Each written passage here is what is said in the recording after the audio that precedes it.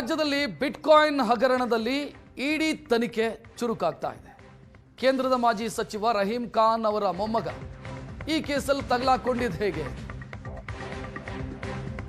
ಯಾಕೆ ಅವರ ಹೆಸರು ಕೇಳುವಂತು ಅಂತಂದ್ರೆ ನಲಪಾಡಿಗೆ ಡೆಬಿಟ್ ಕಾರ್ಡು ಕ್ರೆಡಿಟ್ ಕಾರ್ಡ್ ಕೊಟ್ಟು ಹಕೀಬ್ ಖಾನ್ ಸಿಕ್ಕಾಕೊಂಡಿರೋದು ಈ ಕೇಸಲ್ಲಿ. ಹಕೀಬ್ ಖಾನ್, ನಲಪಾಡ್ ಮತ್ತು ಒಮರ್ ಅಂದ್ರೆ ನಲಪಾಡ್ ಸೋದರ, ಇವರೆಲ್ಲರೂ ಕೂಡ ಸ್ನೇಹಿತರು.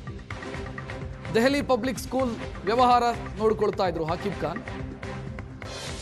ಶ್ರೀಕಿಯ ಸಂಪೂರ್ಣ ಖರ್ಚು ವೆಚ್ಚಗಳಿಗೆ ಈ ಹಕೀಬ್ ಖಾನ್ ಅವರ ಕಾರ್ಡ್ ಅನ್ನು ಬಳಸಲಾಗಿತ್ತು. ನಿನ್ನ ಕಾರ್ಡು ಮತ್ತು ಬ್ಯಾಂಕ್ ಡೀಟೇಲ್ಸ್ ಕೊಡು ಅಂತ ನಲ್ಪಾಡ್ ಹಕೀಬ್ ಖಾನ್ ಅವ್ರ ಬಳಿ ಕೇಳಿದ್ರಂತೆ. ಸ್ನೇಹಿತ ಅನ್ನೋ ಕಾರಣಕ್ಕಾಗಿ ಹಕೀಬ್ ಖಾನ್ ಅವರು ಕೊಟ್ಟಿದ್ದಾರೆ. ಆ ಕಾರ್ಡ್ ಅನ್ನು ಬಳಸಿ ಶ್ರೀಕಿಯ ಖರ್ಚು ವೆಚ್ಚವನ್ನು ನಲ್ಪಾಡ್ ನೋಡಿಕೊಳ್ತಾ ಇದ್ರು. ಅದೇ ಹಕೀಬ್ ಖಾನ್ಗೆ ಈಗ ಮುಳುವಾಗಿರೋದು.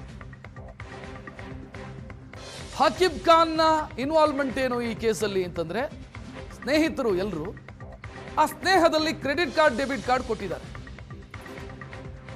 ವ್ಯವಹಾರಕ್ಕೆ ಅಥವಾ ಶ್ರೀಕಿಯ ಖರ್ಚು ನೋಡಿಕೊಳ್ಳೋದು. ನಲ್ಪಾಡ್ ಕೇಳಿದ್ರು ಅಂತ ಇವರು ಕೊಟ್ಟಿದ್ದಾರೆ. ಅದು ಈಗ ಹಕೀಬ್ ಖಾನ್ ಅವರ ಸಂಕಷ್ಟ ಕಾರಣ ಆಗಿದೆ.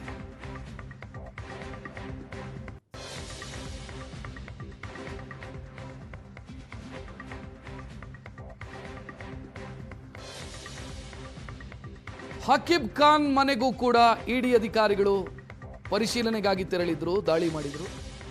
ಹಕೀಬ್ ಖಾನ್ನ ಇನ್ವಾಲ್ವ್ಮೆಂಟ್ ಏನು ಈ ಕೇಸಲ್ಲಿ ಅಂತ ನೋಡಿದ್ರೆ, ಸ್ನೇಹವೇ ಮುಳುವಾಗಿರೋದು ಹಕೀಬ್ ಖಾನ್ ಪಾಲಿಗೆ ಅನ್ನೋ ಮಾಹಿತಿ ಲಭ್ಯವಾಗ್ತಾ ಇದೆ. ಇನ್ನು ಈ ಕೇಸು SIT ಯಲ್ಲಿದ್ದಾಗಲೂ ಕೂಡ ಹಕೀಬ್ ಖಾನ್ ಸ್ಟೇಟ್ಮೆಂಟ್ ಕೊಟ್ಟಿದ್ರು, ನನ್ನ ವ್ಯವಹಾರ ಇಷ್ಟೇ, 164 ಸ್ಟೇಟ್ಮೆಂಟ್ ಆಗಿತ್ತು ಅನ್ನುವಂಥ ಮಾಹಿತಿ SIT ತನಿಖೆ ಮಾಡ್ತಾ ಇದ್ದಂಥ ಸಂದರ್ಭದಲ್ಲಿ. ಅಂದರೆ ನಾನು ಕ್ರೆಡಿಟ್ ಕಾರ್ಡ್ ಡೀಟೇಲ್ ಅನ್ನು ನಲ್ಪಾಡ್ ಕೇಳಿದ್ರು ಅಂತ ಕೊಟ್ಟಿದ್ದೀನಿ, ಅದರ ಆಚೆಗೆ ನಾನು ಏನೂ ಮಾಡಿಲ್ಲ ಅನ್ನುವಂಥ ಸ್ಟೇಟ್ಮೆಂಟ್ ಅನ್ನು ಕೊಟ್ಟಿದ್ರು. ಆ ನಂತರ ನಲ್ಪಾಡಿಗೂ ಹಕೀಬ್ ಖಾನಿಗೂ ಸ್ನೇಹ ದೂರ ಆಗಿತ್ತು ಅನ್ನೋ ಮಾಹಿತಿಯೂ ಇದೆ.